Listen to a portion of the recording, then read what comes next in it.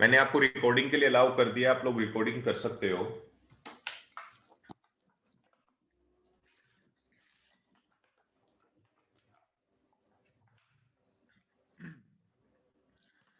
मुस्तफा जी start करें।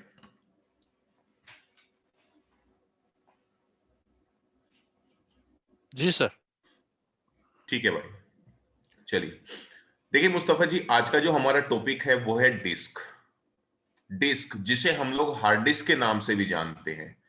देखिए हम लोग सभी जानते हैं कि हार्ड डिस्क जो है एक नॉन वोलेटाइल मेमोरी होती है जो कि किसी भी टाइप के डेटा को परमानेंटली स्टोर करता है। चाहे हमारी डिवाइस जो है, यानी कि हमारी सर्वर मशीन जो है वो पावर ऑन कंडीशन में है या पावर ऑफ कंडीशन में है, ये दोनों ही कंडीशन में डेटा को परमानेंटली स्टोर करता है। सेकंड थिंग, हम लोग जो अपनी मशीन के अंदर डिस्क अटैच करते हैं वो दो टाइप का होता है। एक होता है बेसिक डिस्क, सेकंड होता है डायनेमिक डिस्क। ये दो टाइप की डिस्क हम लोग यूज करते हैं अपने सर्वर मशीन के अंदर या फिर अपनी डेस्कटॉप मशीन के अंदर। अब यहां पर सबसे पहले बात ये आती है कि हम लोग आइडेंटिफाई कैसे करेंगे कि जो हमने अपनी सर्वर मशीन के अंदर हार्ड डिस्क यूज की हुई है वो बेसिक डिस्क है या फिर डायनेमिक डिस्क है। सबसे पहले आइडेंटिफाई करने के लिए मैं आपको अपनी सर्वर मशीन पे लेके चलता हूं, जहां पर मैंने एक नोड 1 नाम की वर्चुअल मशीन यूज की हुई है जिस पर मैंने सर्वर 2016 ऑपरेटिंग सिस्टम इंस्टॉल किया हुआ है।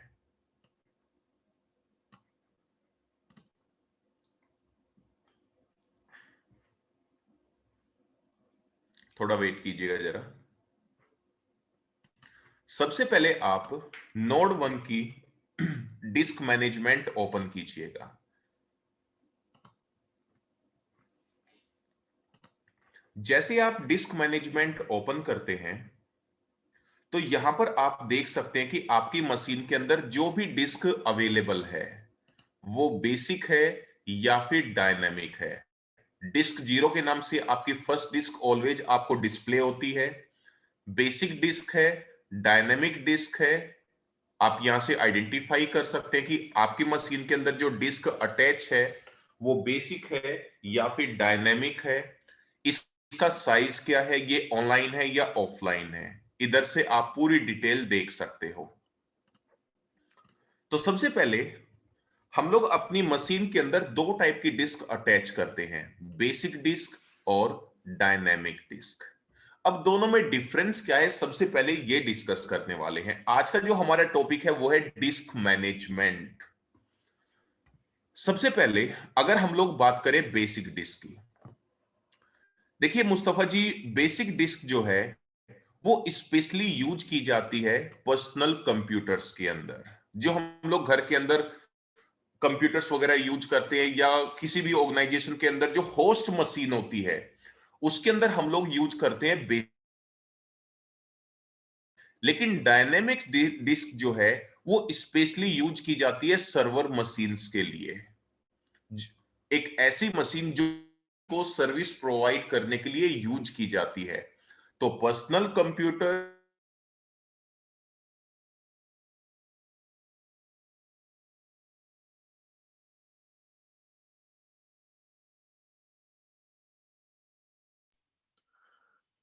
विनोद। हाँ जी, विनोद। हाँ जी, हाँ जी। हाँ हाँ, ओके। मेरा तो इंटरनेट नहीं है ना।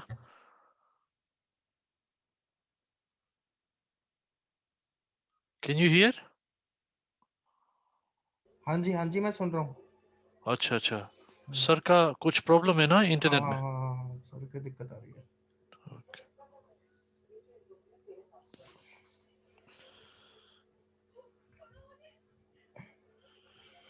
करते हैं।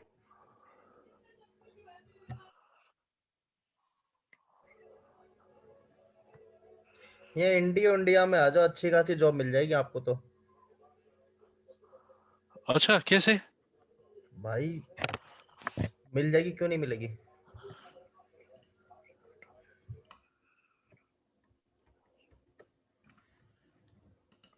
हाँ जी मुस्तफा जी। जी सर। आई थिंक मैं उस टाइम पर डिस्कनेक्ट हो गया था जब मैं आपको एक्सप्लेन कर रहा था कि बेसिक डिस्क जो है इसे हम लोग स्पेशली यूज करते हैं पर्सनल कंप्यूटर्स के अंदर, लेकिन डायनेमिक डिस्क जो है वो स्पेशली यूज की जाती है सर्वर मशीन के अंदर। सेकंड थिंग, बेसिक डिस्क जो है उसमें आप सिंगल हार्ड डिस्क में ही मल्टीपल ऑपरेटिंग सिस्टम इंस्टॉल कर सकते हो, यानी कि उसे आप डुअल बूटिंग कर सकते हो। लेकिन डायनेमिक डिस्क जो है इसमें आप केवल सिंगल ऑपरेटिंग सिस्टम ही इंस्टॉल कर सकते हो, इसे आप डुअल बूटिंग नहीं कर सकते। सेकंड थिंग, बेसिक डिस्क के अंदर हम लोग पार्टीशंस यूज करते हैं डेटा को स्टोर करने के लिए, लेकिन डायनेमिक डिस्क के अंदर हम लोग वॉल्यूम यूज करते हैं डेटा को स्टोर करने के लिए। सेकंड थिंग, बेसिक डिस्क के अंदर हम लोग 3 टाइप के पार्टीशन क्रिएट करते हैं डेटा को स्टोर करने के लिए, प्राइमरी, एक्सटेंडेड एंड लॉजिकल। लेकिन डायनेमिक डिस्क के अंदर हम लोग 5 टाइप्स के वॉल्यूम यूज करते हैं डेटा को स्टोर करने के लिए, simple volume, striped volume, spanned volume, mirrored volume and RAID 5 volume. Second thing और सबसे इंपॉर्टेंट विनोद जी, देखिए जब हम लोग विंडोज एक्सपी या फिर सर्वर 2003 यूज किया करते थे, तो उसमें जो हम लोग बेसिक डिस्क यूज करते थे, बेसिक डिस्क विंडोज एक्सपी और सर्वर 2003 के अंदर जो हम लोग बेसिक डिस्क यूज किया करते थे, जब आप इस बेसिक डिस्क के अंदर कोई भी पार्टीशन क्रिएट करते थे तो वहां पर प्रॉपर वर्ड आता था क्रिएट अ न्यू पार्टीशन। लेकिन लेकिन जब माइक्रोसॉफ्ट ने विंडोज विस्टा मार्केट में इंट्रोड्यूस किया या सर्वर 2008 मार्केट में इंट्रोड्यूस किया, विंडोज विस्टा और 2008 से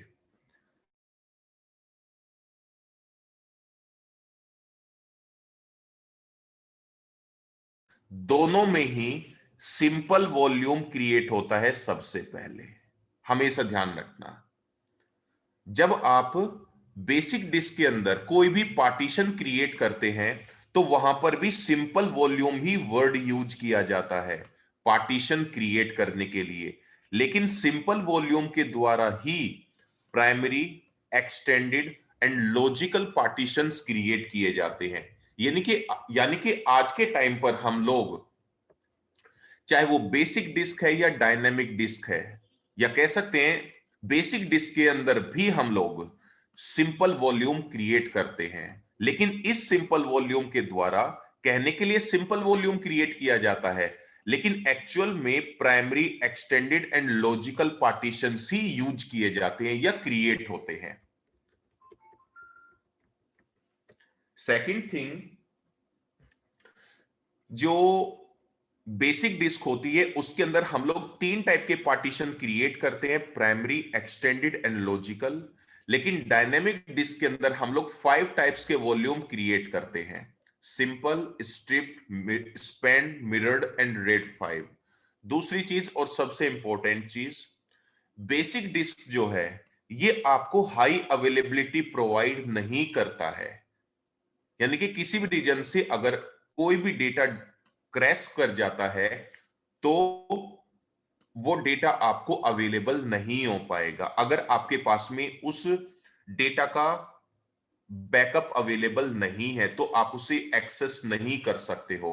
लेकिन डायनेमिक डिस्क जो है वो आपको हाई अवेलेबिलिटी भी प्रोवाइड करता है, इसीलिए डिस्क डायनेमिक डिस्क को हम लोग स्पेशली सर्वर मशीन्स के लिए ही यूज करते हैं।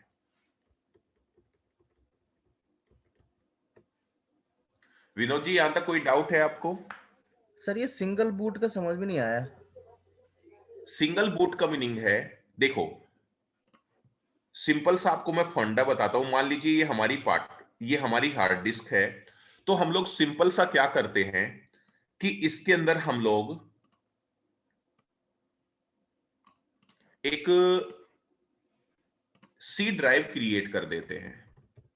मान लीजिए जिसमें मैंने अपना विंडोज 7 ऑपरेटिंग सिस्टम इंस्टॉल किया। अब मान लीजिए आपको जरूरत है कि आप विंडोज 10 भी यूज करना चाहते हैं, लेकिन आप विंडो 10 के साथ साथ विंडोज 7 भी यूज करना चाहते हैं। भाई या तो दो तरीके हैं, आप एक नई मशीन परचेज करो, उसमें आप विंडो 10 इंस्टॉल करो, और दूसरी में आप पहली वाली में आप विंडो 7 रखो। तो आपकी दोनों कंडीशन फुलफिल हो रही है कि आप विंडोज 7 भी यूज कर सकते हो, विंडो 10 भी यूज कर सकते हो, लेकिन दोनों ऑपरेटिंग सिस्टम आपको अलग अलग मशीन पे यूज करने पड़ेंगे, अलग अलग मशीन पे। लेकिन अगर आप चाहते हो भाई एक ही मशीन के अंदर मल्टीपल ऑपरेटिंग सिस्टम यूज करना, तो वो भी पॉसिबल है। कैसे? आप एक मशीन के अंदर एक हार्ड डिस्क में मान लीजिए आपने सी ड्राइव क्रिएट की जिसमें आपने विंडोज 7 ऑपरेटिंग सिस्टम इंस्टॉल कर दिया और आप इसे बिंदास तरीके से यूज कर रहे हो। फिर आप एक अनदर पार्टीशन क्रिएट करो, और कोई भी ड्राइव लेटर हो सकता है ये। जैसे कि मान लीजिए आपने अभी डी ड्राइव लेटर क्रिएट किया और उसमें आपने विंडोज 10 ऑपरेटिंग सिस्टम इंस्टॉल कर दिया। तो भाई इसका सबसे बड़ा बेनिफिट ये होगा कि आप एक ही मशीन के अंदर विंडोज 7 ऑपरेटिंग सिस्टम भी यूज कर सकते हो और विंडोज 10 भी यूज कर सकते हो। के साथ साथ आपको मान लीजिए सर्वर 2016 भी यूज करना है, तो आप एक अनदर पार्टीशन क्रिएट करो। मान लीजिए वो आपने इधर ई ड्राइव क्रिएट किया जिसमें आपने सर्वर 2016 ऑपरेटिंग सिस्टम इंस्टॉल कर दिया।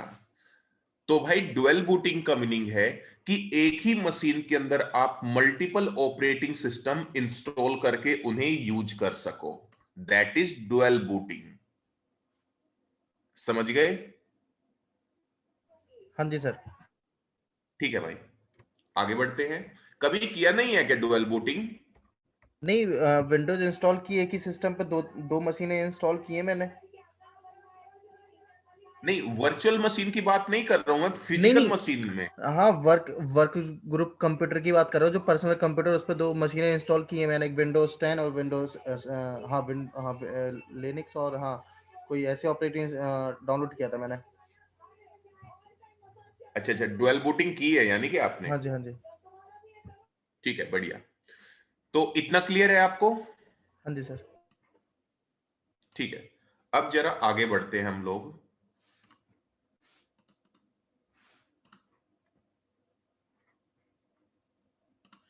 अब सबसे पहले हम लोग डिस्कस करेंगे बेसिक डिस्क के बारे में ही। देखिए मैंने अभी आपको बताया बेसिक डिस्क के अंदर हम लोग तीन टाइप के पार्टीशन क्रिएट करते हैं: primary partition, extended partition and logical partition. अब थोड़ा सा ध्यान से सुनिएगा जरा। प्राइमरी और एक्सटेंडेड पार्टीशन में डिफरेंस क्या है? सबसे पहले, किसी भी मशीन के अंदर आप we can create minimum one primary partition. किसी भी बेसिक डिस्क के अंदर आप मिनिमम एक प्राइमरी पार्टीशन क्रिएट कर सकते हो, और किसी भी बेसिक डिस्क के अंदर आप मैक्सिमम 4 प्राइमरी पार्टीशन क्रिएट कर सकते हो। दूसरी चीज, एक्सटेंडेड पार्टीशन, किसी भी बेसिक डिस्क के अंदर आप जीरो एक्सटेंडेड पार्टीशन क्रिएट कर सकते हैं, और मैक्सिमम आप one prime extended partition create कर सकते हैं। मैक्सिमम आप वन तक क्रिएट कर सकते हो। दूसरी चीज, प्राइमरी पार्टीशन को हम लोग ड्राइव लेटर असाइन कर सकते हैं, लेकिन एक्सटेंडेड पार्टीशन को हम लोग ड्राइव लेटर असाइन नहीं कर सकते। प्राइमरी पार्टीशन को हम लोग फॉर्मेट कर सकते हैं फैट या एनटीएफएस फाइल सिस्टम के द्वारा, लेकिन एक्सटेंडेड पार्टीशन को हम लोग फॉर्मेट नहीं कर सकते। नेक्स्ट थिंग, प्राइमरी पार्टीशन के अंदर आप डेटा स्टोर कर सकते हो, लेकिन एक्सटेंडेड पार्टीशन के अंदर आप कोई भी डेटा स्टोर नहीं कर सकते।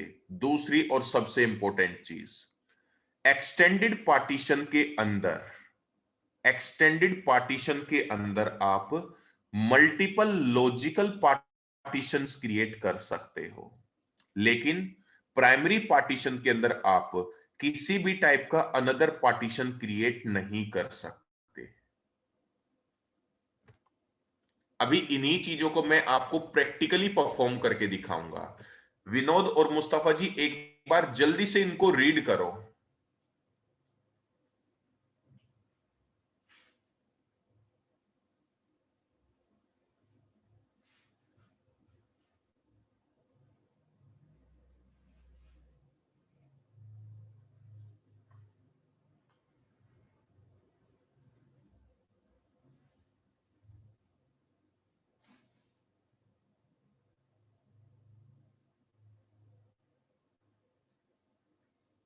विनोद जी हो गया? हाँ जी सर। अभी इन्हीं चीजों को मैं आपको डिटेल में एक्सप्लेन करने वाला हूं।